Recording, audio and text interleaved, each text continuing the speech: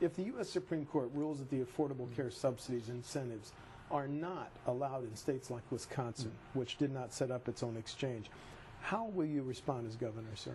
Well, I think in that case, you got, with a new United States Senate majority, you're probably going to have an immediate proposal by the Congress to provide an alternative to that. You think Congress should act and not each state? And the reason I ask is I asked the Wisconsin Hospital Association about this scenario, if the Supreme Court ruling went the other way, and they said it would create a, quote, urgent problem, end of quote, in Wisconsin. Oh, it would create an urgent problem across the country, so not just Wisconsin, anywhere out there. But it goes to the heart of what's wrong with Obamacare. Again, with this president, I don't think, even though I think many of us logically would say that should be kind of one of the final pushes to repeal Obamacare and replace it with something else, my hope would be a more patient-centered plan that would put the patients back in charge, not go back to the old system of bureaucracy that was at the private sector level, which was replaced by a government-driven bureaucracy.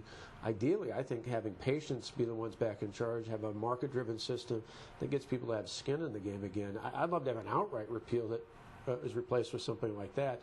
I don't see that happening with this president, but I do think there could be something in between that would provide relief, not only for Wisconsin, but for states across the country. I think Obamacare is bad for this country. I think it's a bad law. I think it causes immense damage to the people of the state of Wisconsin, because we were a state where over 90% of our citizens had coverage already, unlike other states around the country, where we're taking the grief for the inaction they've had in the past. We needed to make some tweaks, mainly to try and drive down the cost of health care for people, particularly those working at small businesses.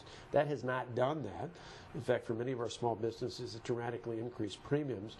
So I'd love to get back to an opportunity where the states, and more importantly, individual patients and small business owners and others could make those decisions. But in the meantime, I'm not going to do things halfway that put our people at risk.